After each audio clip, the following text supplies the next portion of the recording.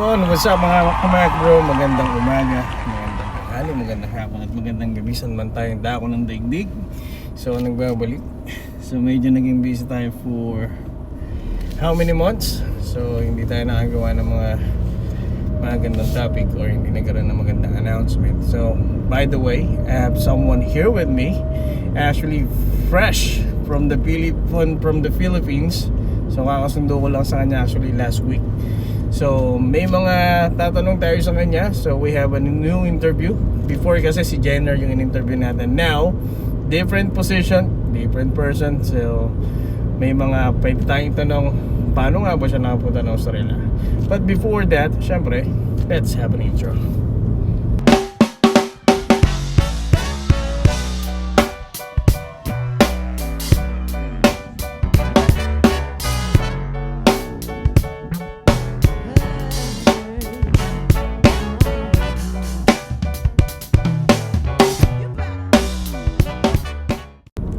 So yun, na-miss ko yung intro na yun. Anyway, magpakilala ka muna brother, kung anong pangalan mo. Hi guys, I'm Mark Lister Umayaw. I'm from Cebu in the Philippines. I'm 28 years old and now I'm here in Australia, Brisbane Nice. with Kuya Is. So Mark, so ano masasabi mo? Kamusta ang naging biyahe mo last week, yung sinundo kita sa airport? Medyo pagod pero kaya rin kasi ito na yung pinasukan ko kaya tuloy pa rin. So ngayon, ang tanong ko pala, ano ang trabaho mo dito sa Brisbane, Australia? Ako po ay isang welder dito. Minsan nagka-cutting ng mga bakal or minsan nagpo-forklift. O kung anong ibigay sa akin, yun din yung trabuhin ko. So Mark, bago ka mapunta sa Australia, saan ka nag-work? I mean, saan nanggaling ka na ba sa ibang bansa? Or sa Pilipinas lang ba? O saan ka nag-work before? Dati po guys, doon po ako sa Japan. Oh. Doon din ako nagtatrabaho dati. Shipyard ako dati, welder din ako doon. Yung mga ginagawa ko doon na trabaho ko, pares lang naman dito. Kaya swerte nga ako, napunta din ako dito. Pinapalad sa Panginoon na dito ako napunta. Tapos mabait pa yung mga kasama ko dito, lalo na yung si Kuya Is. Bolero to eh. Anyway, so galing kang Japan. So gaano katagal dun sa Japan? 5 years ako doon sa Japan. 5 years. Tagal din ha? Tinapos ko yung 3 years. Tapos pa isang taon na lang pwede na maka-uwi. Bakit naisipan mo umuwi ng Pilipinas? Hindi mo na lang tinuloy yung sa Japan? Wala gusto rin natin na exploring natin yung mga ibang lugar para maka-experience din ng gaya dito, Australia. Iba na naman yung mga culture dito. Kaya gusto ko rin ma-explore ko yung sarili ko na interest bata pa. Tama. Maganda yung mindset mo, no? Kasi yung mindset mo, kumbaga, gusto mo pang ma-explore yung kakayanan mo, gusto mo pang ma-explore yung ibang lugar, or gusto mo pang ma-enhance yung buhay mo, no? Which is maganda, napakaganda ng mindset mo, honestly. So sa akin, tama yung mindset mo na nagpunta. Tama yung mindset mo na dala-dala mo dito sa Australia. So kung yan is ma-maintain mo, I can assure you 100% sigurado ko magiging successful ka.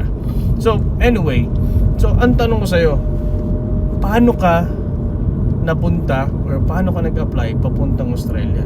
Sino? Saan ka galing? Anong agency? Paano yung naging proseso mo? Ito nangyari sa akin. Doon pa lang ako sa Cebu. Shout out pala dyan kay Miss Bill. Siya nagpaano sa akin doon sa dito na company nito. Siya nagpa-line up sa akin. Miss Bell from what agency? BFG nga pala. BFG number 1 doon sa Makati. Oo. Saka subukan nyo lang sa BFG. Wala kayong doon, diretso walang tagal-tagal. Kaya swerte nga ako na akong pina-line up ni Miss Bill. Kaya thank you Miss Bill. Shoutout kay Lalo na yung sila si Ma'am Gijan, Miss MJ, Ma'am Gijan, saka si Ma'am May. Thank you sa lahat sa inyo. Ayos. So yung process mo, yung na-interview ka na ni BFG. So gaano katagal yung proseso? Tsaka mahirap ba? Naging mahirap ba yung naging journey mo or yung pagpa-process mo before ma-issue yung visa mo or bago ma-approve yung visa mo? Ano yung mga dokumento na hiningi sa'yo? Mahirap naman, pero ito yung gusto natin, kaya kahit anong mahirap, subukan natin. Yung mga ini-issue naman sa akin, yung mga experience ko, yung mga COE ko, lalo na pag tsaka yung pag itong mga diploma mo, kung saan ka nag-aaral, kailangan yun, lalo na pag high school ka lang, dapat may ka rin sa mga parang TOR, parang ganon. Oo.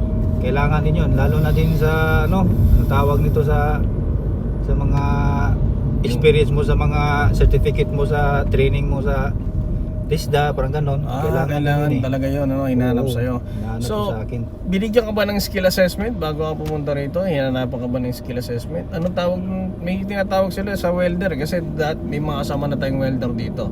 Then actually na-mention nila na before ma-issue ng visa, bago yung ma-process ang visa, parang may skill assessment pa. Yun yung gimbal ba tawag? Oo, yun yung yung gimbal. Parang online lang, pero mahirap din kasi kailangan mo i-video yung sarili mo. Ay, bibidyo mo. Tapos doon ka sa shop, kung ano yung ibigay sa gimbal training. Kunwari, mag-welding ka ng 3G, 4G, yung mga position ng mga welding, dapat i-video mo, ipapasa mo yun kasi kinabukasan pag natapos mo ng video, tsaka ka na mag-interview ng sa yung tawag doon sa TRA. Yun. Tapos pag natapos ka ng interview, yun, tsaka ka na bigyan ng visa mo, antayan mo na lang. Dami na rin proseso. Dami, Dami rin. Kasi kung mapapanood nyo guys dun sa interview ko kay Jenner, almost same yung naging proseso. So madokumento lang talaga. You need to submit all your documents sa school. Kahit sa school, may NBI pa. So may skill assessment pa. Ayun. So honestly talagang medyo madugo yung proseso. But makikita nyo naman, once na nakalusot ka na doon, once na may submit mo na lahat yung mga hiningin documents ng agency, pasok ka na wala ka nang hihintayin, wala ka nang iisipin, wala ka nang problemahin. Tama, Mark? Tama. So andun talaga. So sabi nga nila, yung mga bagay na mahalaga or worth it talaga, hindi mo siya makukuha ng madalian. Yun. Which is tama naman. Sacrifice mo tama talaga. Oo. Sacrifice. May pagsasakripisyo ka. Kaya kung may utang ka man doon sa atin sa Pinas, okay lang yun. Pagpunta mo na dito, mga 1 buwan, 3 buwan, kaya mo na yung bayarin. Kaya ayos lang yung magkautang kayo. Oo. Para lang sa mga requirements natin, lalo na pag doon kayo sa Visayas o Mindanao, doon yung natin sa Manila, kaya okay lang yun. Okay lang. So ngayon, Mark, since nandito na ako sa Australia, may gusto kong itanong sa'yo. Anong naramdaman mo nung dumating na yung visa mo? Tuwang-tuwa ako na siguro yun na yung dream ko Parang akala ko na ito na pala. Pa Australia na pala ako. Pero iniisip ko pa rin, kahit nandito na yung visa ko, yung trabaho ko talaga yung inauna ko kasi ang importante naman dito trabaho. Yun yung una kong para kung makuha ko na yung trabaho, kung malalaman ko na mga dito sa Australia, kasi doon sa akin kasi sa sa Japan, may ibang mga culture sila doon na mga ganito, mga ugali na mga ganyan. Dito naman as of now, nag-adjust pa ako kung yung kultura ng mga usi, mga ganon. Kaya try para masubukan ko kung anong dito. Kaya yan, Para paano ka makakapag-adjust. Paano ako makapag-adjust. Kaya tuloy lang, wag mo lang yung mindset mo, wag mo lang ilagay yung mahirap dito, parang wala. Wag mo ilagay sa isip mo na mahirap dito, hindi. Sa una lang yan. Sa una. Tama. Una lang yan. Sa una lang yung hirap. Once na ma-familiarize mo na lahat, masanay ka na sa lahat, Yun. dire-diretso na yan. Tama yung sinasabi mo, Mark. Tama. Kasi kami dito sa Australia, nakikita nyo naman sa mga vlog ko guys. So dito sa una mag-a-adjust ka talaga.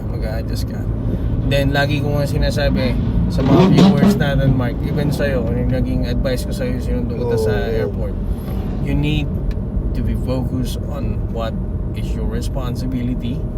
Then, ipakita mo yung 100% mo. Yun. Diba? Ibigay mo yung best mo. Then, after nun, sigurado naman, lahat, it will pay off. Yun. Lahat is makukuha mo, lahat mararating mo. Dito, honestly, talagang masasabi ko na napaka-blessed natin Yun. na napunta tayo dito Tama. sa Australia. Yung hirap natin ng pagpaprocess ng mga tama. documents, back then nung nasa Pilipinas tayo, yun nandito ka na, masasabi mo talaga na lahat is worth Balik it. talaga. Lahat Worth is it talaga. Yeah. Sobrang worth it. Tsaka, sabi ko nga sa'yo, di ba? Parang kanino tong ginagawa natin? Isa, pamilya Pamilya. at para sa sarili natin. Para sa sarili. Tama yan, guys. So dito, yes, maganda yung bansa, napakaganda ng bansa, napakaganda ng kultura, napakaganda ng government, napakaganda, napaka-organized. Pero, sa ika-asenso ng buhay mo, ika-enhance ng buhay mo, tandaan nyo, nasa sa inyo pa rin yun. Tama. Nasa sa inyo pa rin yun. Tamang pagdisiplina, tamang pagmamanage ng financial. Kahit anong laki kasi ng sahod mo, kung hindi ka marunong mag-manage ng financial mo, bulagsak ka sa pera, nothing gonna happen to you. Which is true, right? So, Mark, I'm so happy. So, welcome dito sa company natin. Welcome sa Australia. Welcome sa Brisbane. And si Mark is titira to doon sa may, kung saan kami nakatira, sa Forest Lake. So, mga Forest Lake boys, shout out. So, si Mark is bata pa. Napakabata pa ni Mark. 28 ba? 28 pa po. 28 pa lang si Mark. So, pero di ba, napaka-bless kasi biri mo, at 28 years old nandito na siya sa Australia. So, napakalaki pa ng chance para ma-enhance yung buhay niya. Napakalaki pa ng chance para ma-develop siya at marami siyang matututunan dito. So, guys, sa mga nag-a-apply papunta ng Australia, huwag kayong mawawala ng pag-asa. Sometimes, yung process it always take times, no? Kailangan nyo din mahabang pasensya at ipagkatiwala nyo sa Diyos yung mga plano nyo. Like Mark, so he have faith to God, nagtiwala siya sa proseso, and now he's here. He's here. So napakasaya, no? Actually mga ka-Mac bro, mga kabayan, so actually napakasaya sa feeling na may susunduin ka sa airport, lalo na alam mo kabayan mo. Yun. Kasi alam mo yon, at least makikita mo na another life, another family na naman ang mabibless kasi nabigyan ng opportunity na mapunta dito sa Australia. Guys, sa mga nangangarap pumunta ng Australia, alam ko marami sa mga viewers natin dyan na they are thinking of, paano ako makapunta ng Australia? Paano ko mararating yung pangarap ko? Isa lang ang sikreto dyan. Magtiwala kayo sa taas. Yun. At magtiwala kayo sa sarili nyo. Yun ang mga bagay na dapat nyong pangahawakan. Tandaan nyo yan, guys. So, ang tagal kung hindi nag-vlog. Ang tagal kung ano kasi sobrang busy. Alam ni Mark yan. Oo. Pagpunta niya pa lang dito, alam niya na kung paano umiikot dito. Paano yung buhay ko rito. Sobrang busy talaga. Makatulog na masyado Oo. to eh. Kuya eh. So, sobrang busy. So, guys, anyway, nga pala may good news ako sa inyo. It's like 20 hours past na nag-post si VFG. I-check nyo sa page nila. May bago silang post dyan. Naghahanap sila ng mga karpintero dyan sa Pilipinas.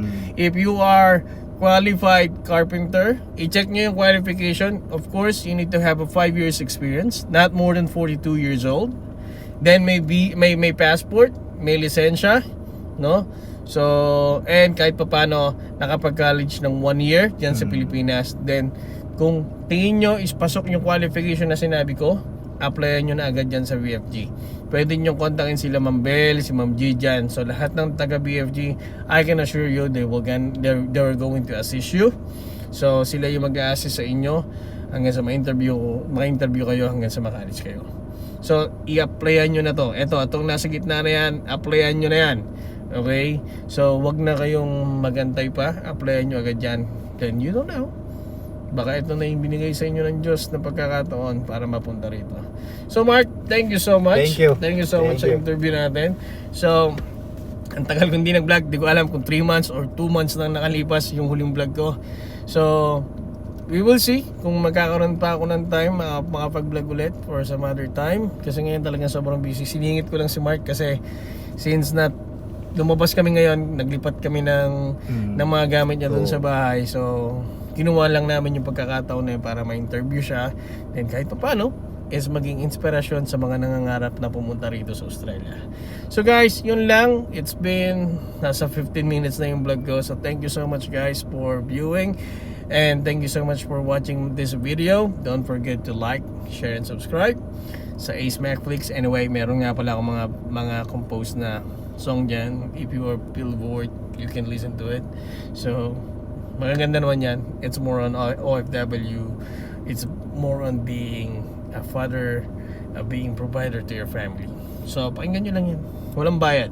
Anyway, thank you so much guys. I'll see you in my next vlog. And God bless everyone.